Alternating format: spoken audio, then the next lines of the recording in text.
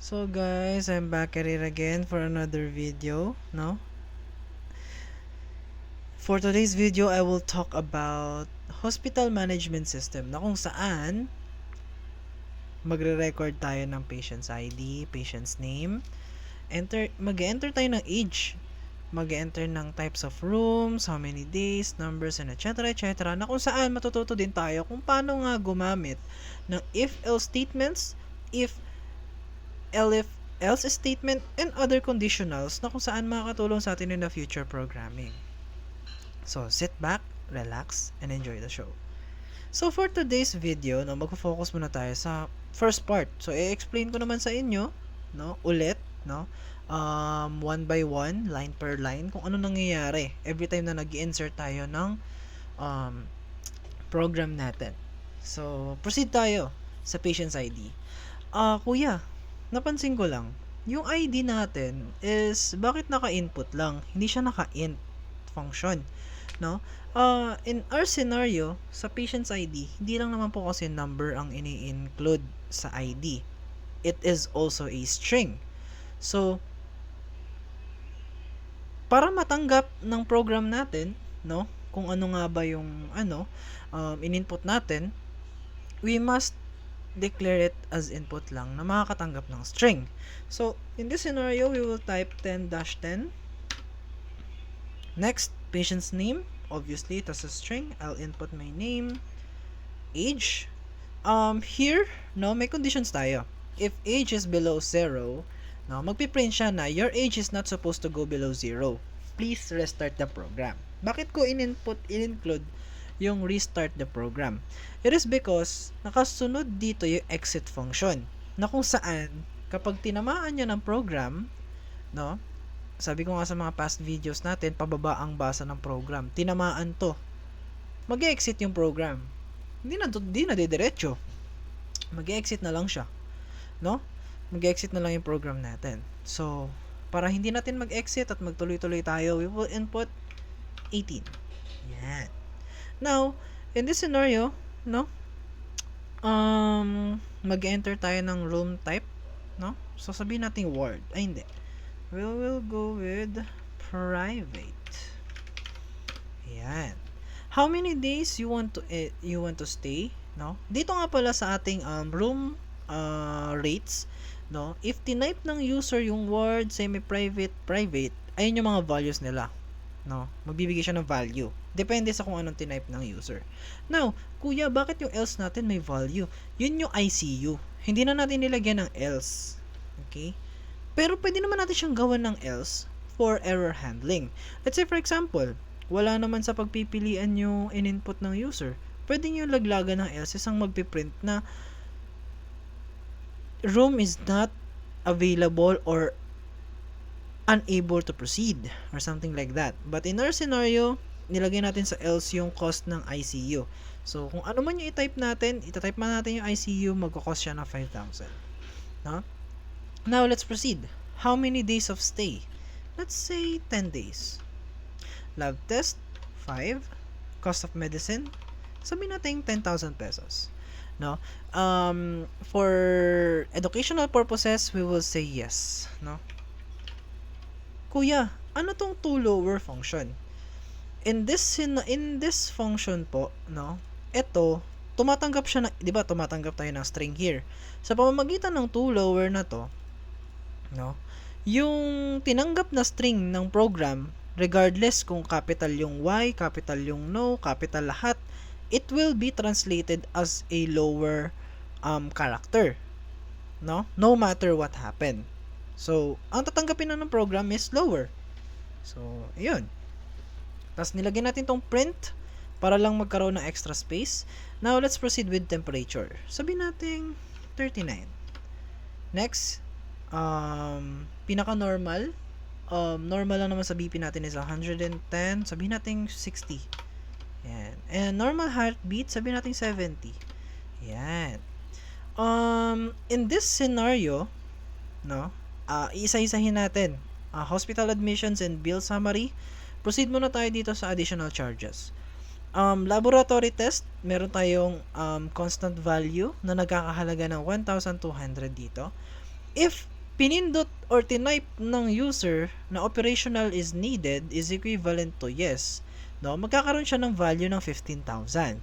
Else, operation is fee is 0, obviously. Now, process of calculation, no? Room bill is equivalent to room rate times days of stay. Ano to, kuya? 'Di ba? Nag-type tayo ng room type, no? Na ward, semi-private, private ICU. Nag-type tayo ng private. Ano nga ba yung value ni private? 2,000. Ayun yung value ng room rate. Ngayon, times si room rate depende sa tagal ng stay natin, which is itong how many days you want to stay.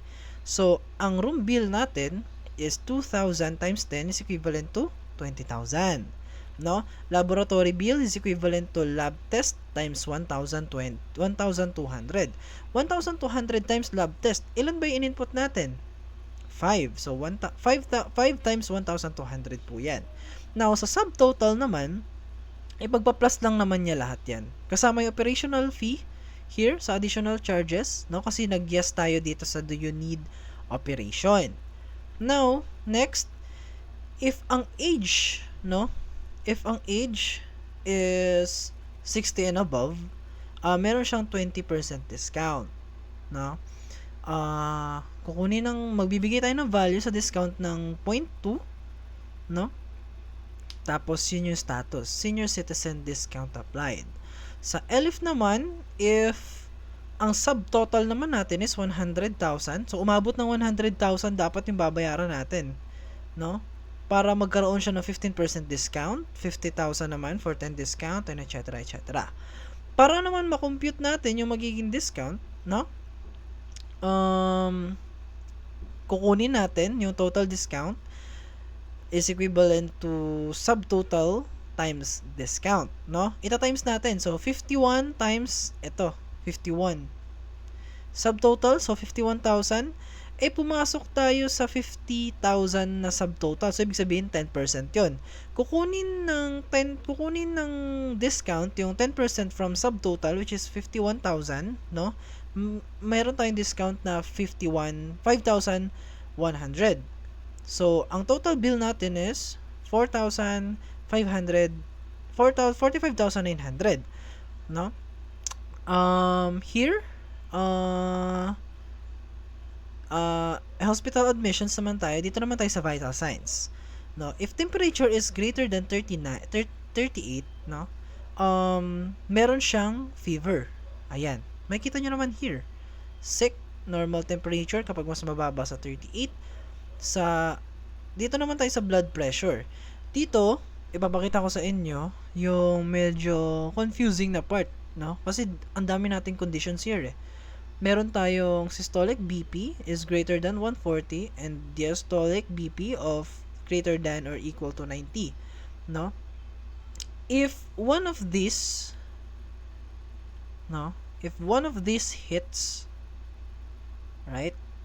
Sabi natin ito, systolic 110 tapos 160, pumasok ba siya here? Hindi. Kasi hindi naman po siya greater than 140 and greater than 690. Kaya puro maglalabas ito. Pumasok siya ngayon dito. Less than siya, no? 110. Normal naman, low blood pressure siya. Bakit siya naging low blood pressure? Kasi yung diastolic BP niya nag-hit sa required condition, which is 60.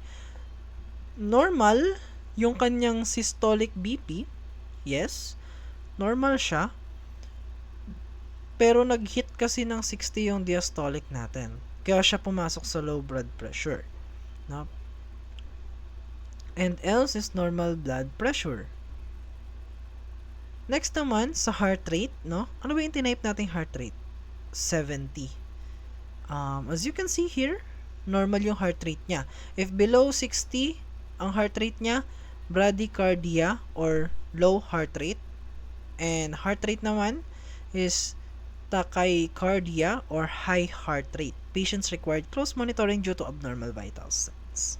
So, yun yung pinaka-final output natin In this part, no, makikita nyo naman na tinawag lang naman natin yung mga in-input natin na mga functions here. In-input lang naman natin yung mga mga datas na in-input ng user.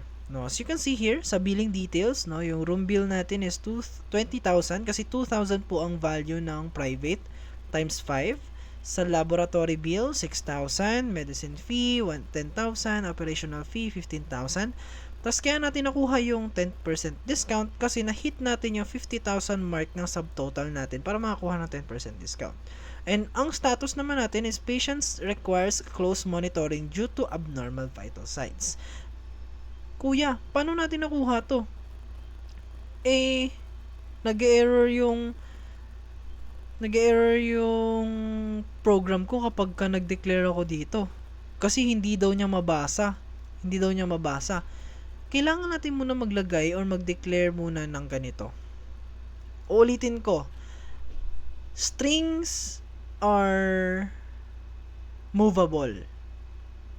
Or pwede siyang mapalitan as is. Hindi mo pwede palitan yung specific character ng string, but yung string itself, pwede mo siya palitan. In this scenario, nag-declare tayo ng string na may variable name na status, no? Ang ginawa lang naman natin is naglagay tayo ng bagong value ng statistics and status and stats eh. Kaya, ayan ang lumabas. Nung finetch natin here, lalabas siya. Bakit kuya, blanco yung status? Kasi ang nakalagay sa status natin is sa billing to eh, sa age. Here, senior citizens discounts applied. Yan po ang dapat mag-apply dyan. Hindi naman 60 ang ating nilagay na number. 18. Kaya po yan ang lumabas. Medyo mabilis yung aking explanation.